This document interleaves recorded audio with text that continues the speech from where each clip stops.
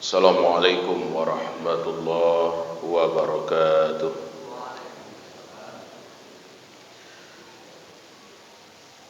Alhamdulillahilladzi khalaqal insana fi ahsani taqwim wa khalaqas samawati wal ardh wa ja'ala minaz zulumati wan nur. Asyhadu an la ilaha illallah wahdahu la syarika lah wa asyhadu anna Muhammadan abduhu wa rasuluh sallallahu alaihi wasallam la nabiyya ba'da. Allahumma rabbi shrah li sadri wa yassir li amri wahlul 'uqdatam min lisani yafqahu qawli. Wa qala Allah ta'ala fil Qur'anil Karim, a'udzu billahi minasy syaithanir rajim. Bismillahirrahmanirrahim. Ya ayyuhalladzina amanu taqullaha wa kunu ma'as shadiqin. Shadaqallahul azim. DKM Masjid Raya Tanjung Bonai yang kita hormati, bapak-bapak dan ibu-ibu jamaah subuh yang dimuliakan Allah Subhanahu wa taala. Sebagai tema tausiah subuh kita, yaitu jujur itu berat tapi harus. Jamaah subuh yang dimuliakan Allah Subhanahu wa taala, seorang muslim wajib berlaku jujur dalam perkataan, perbuatan ataupun keyakinannya. Ini yang dijelaskan oleh Imam Ghazali. Keyakinan itu masuk di dalamnya adalah niat. Jadi ada 3 bentuk yang dimana manusia harus berlaku jujur. Pertama adalah dalam unsur niatnya, yang kedua perkataannya, yang ketiga adalah perbuatannya. Kenapa?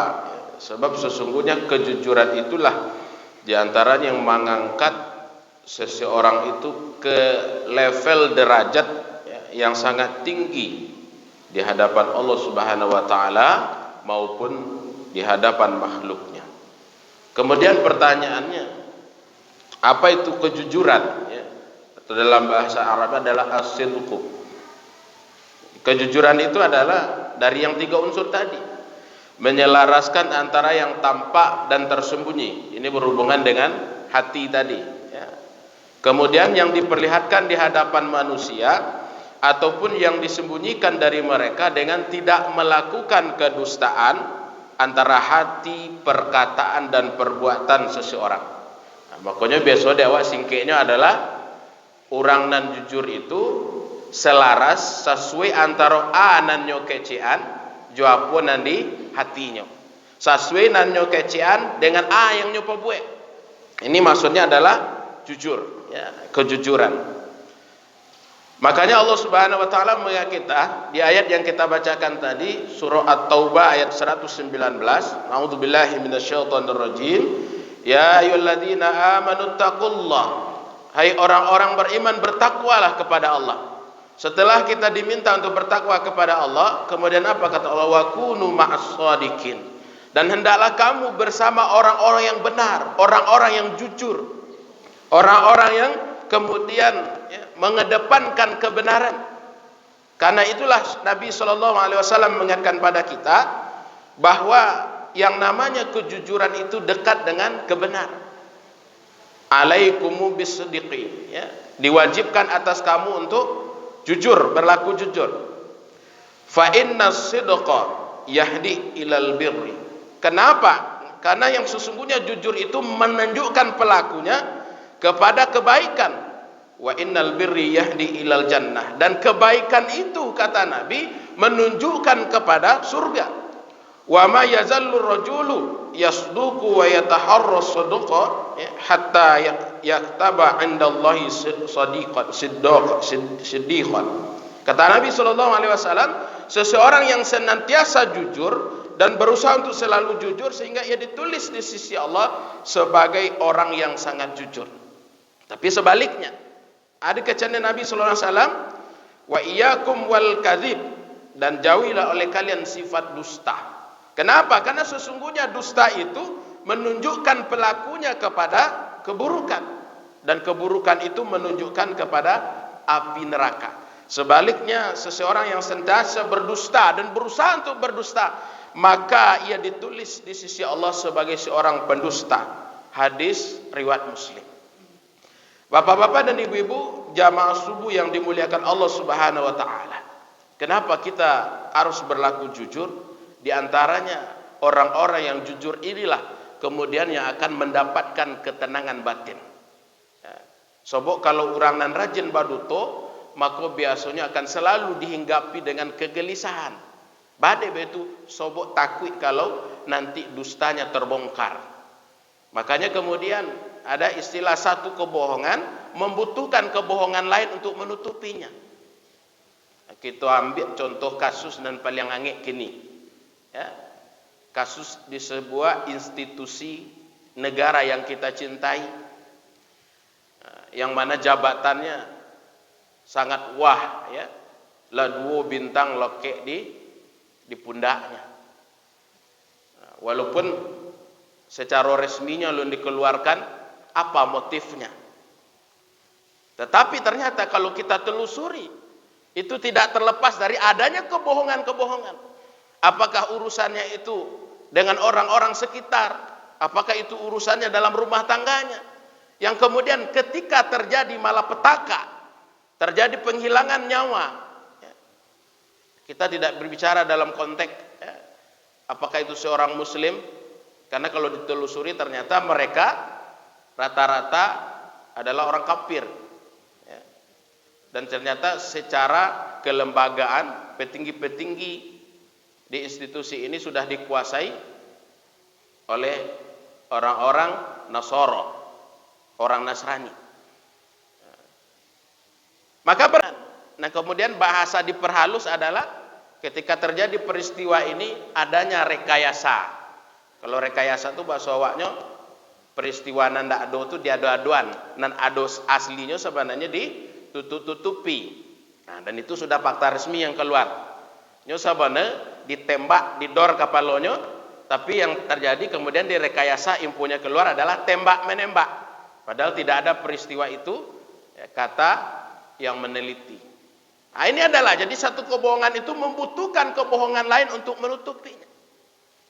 Makanya kemudian ketika kebohongan ini sudah merajalela, ketika kebohongan ini sudah menjadi kebiasaan atau palsu yang kemudian tak sanggup direalisasikan, maka yang akan terjadi adalah satu persatu kehancuran kemudian akan kita tuai. Dan termasuk dari level yang paling kecil. Ya, kalau dalam rumah tangga sudah banyak ditutupi, ya, fakta-fakta yang sebenarnya sudah banyak bumbu-bumbu kebohongan, ya, walaupun nanti ada kebohongan itu yang dibolehkan, ya. Jadi duto ko ada tigo nan dibolehkan. Ya. Tapi secara umumnya adalah kalau kebohongan itu sudah jadi hobi, kalau kebohongan itu, ya, tidak ada lagi rasa bersalah, tidak ada lagi uang soba doso, ketika dengan entengnya kemudian menutupi fakta-fakta yang ada, apalagi berhubungan dengan kondisi kepentingan umat, kepentingan bangsa secara umum, maka yang akan terjadi kemudian ada kaget kita, tahu-tahu kemudian sudah parah. Nah, makanya kemudian memang ini lip service, ya. Ketika ada orang-orang yang diamanai jabatan, keceknya lalu biar 7.000 triliun utang negara, oh masih wajar. Ya. Utang kita dibanding negara lain masih sangene. Padahal kalau negara lain kita bandingkan pendapatan per kapitanya mereka tinggi. Ya. Ini sanggup. Tapi kalau dibawa ke bangsa kita parah. Ya. Maka ketika kebohongan-kebohongan ini sudah merajalela, maka yang akan terjadi dampaknya adalah diantaranya kemudian keadilan diinjak-injak. Keadilan tidak lagi dikedepankan. Ya. Dan itu tidak hanya di satu kondisi, tidak hanya di satu tingkat, tapi hampir di semua level kehidupan kita itu sudah banyak dibumbui dengan kebohongan. Ya. Ada salah seorang ipar dari kakak bercerita, ya. Ceritonya ini lembaga resmi BUMN milik negara. diadakan perekrutan karyawan baru, pegawai baru. Dan dilakukan, diikuti tes dari awal, ya, dan tentu mengeluarkan biaya, lah sampai di tahap terakhir. Artinya lah di Jolian deh, bagian perekrutan HRD-nya itu kalau dia diterima, makanya diminta nomor rekening. Lah diminta nomor rekening. Dan terjadi dari ratusan yang ikut tes dan diterima cuma 4, ya, cuma 4 orang. Dan kemudian setelah disampaikan berita itu, tidak ada lagi berita sampai berbulan-bulan. Tahu-taunya apa yang terjadi, orang tidak pernah ikut tes sekalipun, kemudian dia yang diterima. Justru dia yang duduk di posisi itu. Badan usaha milik negara. Padahal orang yang tadi sudah bersusah payah, sudah mengeluarkan biaya, tidak diterima sama sekali.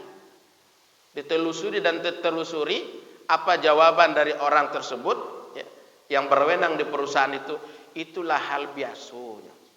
Ya. Jadi ngibul seperti itu, bohong seperti itu sudah lazim. Kini nanda ada KKN, ya. Paling ujungnya adalah nepotismenya, membentingkan orang-orang terdekat, tapi lah terlalu mencolok, ya.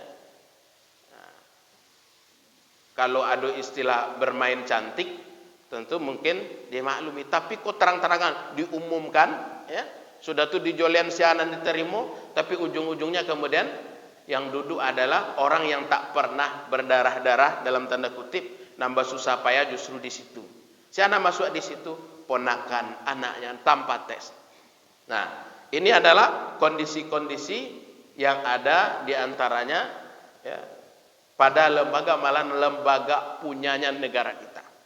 Bapak-bapak dan ibu-ibu, jamaah subuh yang dimuliakan Allah Subhanahu wa taala. Padahal kalau kita lihat kembali dari perjalanan para nabi, Nabi Ibrahim alaihissalam, termasuk Nabi Ismail alaihissalam, dan termasuk baginda Rasulullah ketika diangkat jadi nabi dan rasul, yang paling dikedepankan adalah tentang kepribadiannya yang jujur. Maka kita baca Nabi SAW alun diangkat jadi nabi dan rasul sudah mendapatkan titel, ya, sudah mendapatkan gelar dari kaum Quraisy, ya, kaum musyrikin Mekah yang disebut dengan gelarnya Al-Amin, dan bisa dipercaya. Kenapa? Karena Rasulullah SAW orangnya yang jujur. Termasuk ketika Nabi menjadi seorang pedagang. Nah, makanya kita baca kisahnya bagaimana Nabi berdagang, yang kalau dikondisikan kondisi kini mungkin susah untuk dipraktekkan. Kecil Nabi kalau berdagang kita baca modal lambo sagiko bagam bukan dia guntuang, ya. Kalau di kita justru kadang-kadang, ya, modalnya dikali lipatkan supaya untungannya lebih besar. Dalam Islam, ya, termasuk diantaranya diajarkan kalau adonan cacat dari barang, kekurangan barang mesti kemudian diungkapkan, tidak boleh disuguhan. Tapi bagi orang sebagian aja di aneh, ya. Balo kedikecian cacat barang awak beko dak laku, ya. Padahal Islam justru menunjukkan pada kita, disitulah diajarkan tentang kejujuran. Di situ diajarkan, ya, yang sayang 1000 kali sayang, slogan dari lembaga penegak hukum kita, jujur itu hebat, ya. Tapi kadang hanya tinggal slogan saja. Mereka berslogan ditulian godang-godang kadang di pintu masuk, ya, transparansi, kalau bahasa awaknya terbuka, ya, bahasa lainnya jujur, ya, tidak boleh bohong, akuntabel, macam-macam. Tapi hanya tinggal slogan saja, tinggal hanya moto saja, dan akhirnya apa? Yang terjadi kebohongan-kebohongan tetap kemudian merajalela. Bapak-bapak dan ibu-ibu jamaah subuh yang dimuliakan Allah. Walaupun di satu sisi, ya, kalau kita baca bahwa yang namanya berbohong, berdusta itu haram, tapi kemudian diberikan keringanan oleh Nabi SAW. Apa kata Nabi? Qala Banu Syihab walam asma, ya, yurahasu fi syai'im mimma yaqulun nas. Apa kata Ibnu Syihab Az-Zuhri berkata, saya tidak pernah mendengar, ya, diperbolehkan dusta yang diucapkan oleh manusia kecuali dalam 3 hal, ya. Kadzibah ila fi salat, kecuali dalam 3 hal, ya. Al-harbu wal islahu bainan nas wa hadithur rajulum ra'atahu wa hadithul mar'ati zaujaha. Jadi ada 3 nambulia. Pertama, dusta dalam peperangan. Jadi walaupun tadi diponis bahwa dusta itu haram, tapi kemudian diberikan dispensasi, diberikan keringanan oleh Nabi dalam 3 hal. Pertama adalah nan buliah baduto itu dalam kondisi perang. Yang kedua, ya, dusta untuk mendamaikan pihak yang sedang bertikai. Kemudian yang ketiga, wahadithul mar'ati zaujaha, baduto laki kabininyo, suami kepada istrinya atau sebaliknya istri kepada suaminya dalam rangka menguatkan kasih sayang. Nah, jadi 3 konan dibolehkan oleh Nabi. Pertama, peperangan. Baduto dalam perang contohnya, misalnya dalam urusan strategi. Ketika ada tatangkok misalnya, ya, salah seorang dari prajurit perang, maka kemudian apa katanya? Ketika ditanya baga kekuatan, walaupun mungkin hanya 25, katakanlah 1000, ya, tapi dikecian kekuatan kami 10.000 untuk menggetarkan musuh, maka itu dibolehkan. Ya. Atau kemudian dalam perang itu dia pura-pura lemah sebagai strategi untuk membuat perangkap bagi musuh. Ya. Sebenarnya kuat, tapi pura-pura lemah, kemudian diserang, kemudian dihabisi musuhnya, maka itu dibolehkan. Nah, ini dalam perang.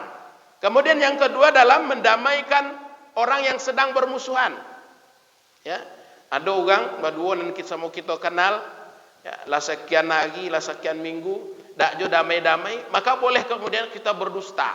Ya, ini kata Ibnu Hajar Al-Asqalani dalam Fathul Bari, beliau menyampaikan ini dalam artian dusta yang mutlak, ya, yang benar-benar betul bulia. Ya.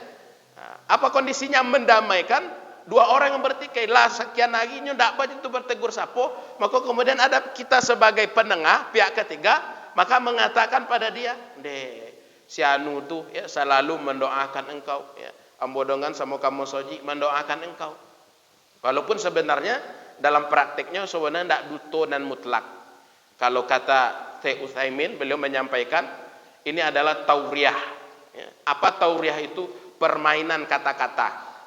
Nah, contoh, ketika ada orang yang sedang mengejar orang lain untuk dibunuh, sudah tuh orang nan lagi itu lewat di muka awak, kan dihabisi itu. Misalnya katakanlah maliang, ya, kan kalau kini ketika tatangkok, kalau kelambatan polisi maka nyawa tantangannya. Walaupun kita benci, ya, tapi tentu kita tidak mau ada terjadi main hakim sendiri lewat di muka awak. Maka kemudian diajarkan kita tauriah. Apa tauriah itu? Permainan kata-kata. Ketika orang itu lewat, maka saat orang yang mengejar datang, kita banjak sakete. Ya. Maka apa jawaban yang diajarkan para ulama? Samanya ambo togak di siko, ndak ada satupun orang yang lewat. Walaupun tadi sebenarnya tompek togak kita nampak tamu, adonan lewat, ya, pada kenyataannya ada yang lewat di depan kita orang tadi, tapi kemudian dia bergeser, kan tidak berduto, ya. Nah, itu namanya permainan kata-kata. Salamu ambotoga di siko, tidak ada satupun yang lewat. Nah, ini untuk menghindari dusta secara mutlak, kata Syekh Utsaimin. Nah, ini diantara yang diajarkan. Ya, jadi dusta itu termasuk dalam yang kedua mendamaikan orang. Nah, termasuk nan kedua. Pihak nan kedua, kita sampai lo bentuk tunjuk selalu mendoakan, lataroga ke engkau. Walaupun sebenarnya hati masih sakit, ya, tapi mendengarkan kabar seperti itu, mungkin malahan, ya, engkau dipuji atau semacamnya. Pokoknya nama mbue kalau dun sana dan sedang bamusuhan itu, ya, walaupun sebenarnya sedang marah, sedang sakit hati, tapi justru kita kecian kebalikannya. Maka kalaulah kemudian orang itu berhasil didamaikan, bagi kita yang jadi pihak penengah, tentu itu adalah pahala yang besar. Kenapa? Karena itu tuntunan dari Allah Subhanahu wa taala, ya. Innamal mu'minuna ikhwah fa aslihu baina akhwaikum, ya. Karena kalian tuh orang beriman tuh bersaudara. Makanya tenggang waktunya dia gedek Nabi itu ndak boleh bersapon tuh cuman 3 hari. Maka kalau ada yang lewat dari itu, ya, orang-orang di sekitar tuh harus peduli, ya. Ada orang bermusuhan kadang-kadang bukannya mendamaikan, tapi justru jadi kompor, ya, jadi tambah bensin. Akhirnya yang walaupun lakar mungkin damai, tapi gara-gara dikompori, gara-gara kemudian menjadi penyulut, akhirnya yang tadinya mau damai malah tambah berkonflik. Ya, ini bukan contoh dari seorang muslim. Kemudian ya, yang ketiga adalah dusta seorang suami terhadap istri. Ya, dalam hal ini adalah untuk menumbuhkan kasih sayang. Dalam hal pujian, ini dispesifikkan. Ya, adik nan paling ambo cinto. Ya, walaupun sebenarnya ada nan dicinto nan lain. Ya, adik nan paling cantik sedunia, walaupun kenyataannya nan cantik daripada tutu banyak. Ya, nah, makanya kata para ulama, wanita itu suka dipuji. Ya, ibu, ya. Dan laki-laki kok suka dihormati. Kalau bertemu yang dua ini, ya, pujian dari laki-laki terhadap wanita dalam artian, ya, bahasa lainnya dihargai hasil pekerjaannya. Walaupun sambal dak raso gagam, tapi kecian joloma, ya. Walaupun minuman kurang-kurang mani, tapi tetap kecian joloma mani. Kadang kawan kan terlalu jujur, ya. Malah terlalu jujurnya dibumbui lo dengan menyakitkan lah ponek-ponek ibu, ya, dia membuat di dapur sudah tu lah diminum lah disosoknya basawa, ya, kone cacik lo. Justru yang ada adalah antipati, bukan menumbuhkan kasih sayang. Makanya di situ diberikan keringanan oleh Nabi, boleh berdusta dalam hal memuji pasangan kita. Anak laki-laki, ya, kalau dihormati oleh pasangannya, maka disitulah bertemunya biduk, ya, dalam rumah tangga itu sakinah, mawaddah, warahmah. Tapi kalaulah laki-laki tidak pernah memuji istrinya, apalagi yang wanita tidak lagi menghargai suaminya, maka disitulah kemudian perang dunia ketiga, ya. Dan ujung-ujungnya seperti yang kita baca berita, angka perceraian semakin tinggi. Kenapa? Karena tidak ada lagi akurnya di dalam rumah, ya. Apalagi kalau di keluarga artis kita maklum lah, ya. 1 tahun 2 tahun menikah bercogai, sudah tuh ganti lo pasangan celai, ya. Tapi kalau kita secara umum kaum muslimin, maka tentu ini bukan contoh yang baik untuk kita cah nikah, ya. Bapak-bapak dan ibu-ibu jamaah subuh yang dimuliakan Allah Subhanahu wa taala. Maka kemudian terakhir sebagai penutup, ingat kita dengan kata mutiara tentang kejujuran ini, ya, jadikanlah al-haq atau kebenaran itu sebagai tempat kembalimu, rujukanmu. Kejujuran sebagai tempat pemberangkatanmu, sebab kebenaran adalah penolong paling kuat dan kejujuran adalah pendamping utama. Dan kemudian kita simak apa pidato Abu Bakar, dan ini sering disampaikan. Apa kata beliau yang dilansir dari kitab Al-Bidayah wa Nihayah, ya, tentang di bab masa Khulafa ar-Rasyidin. Ibnu Katsir menyampaikan selepas dibaiat, Abu Bakar mulai berpidato setelah memuji Allah Subhanahu wa taala. Amma ba'du, apa kata beliau? Para hadirin sekalian, ya, sesungguhnya aku telah terpilih sebagai pimpinan atas kalian dan bukanlah aku yang terbaik. Maka jika aku berbuat kebaikan, ya, bantulah aku, dan jika aku bertindak keliru, maka luruskanlah aku. Kejujuran adalah amanah, sementara dusta adalah suatu pengkhianatan.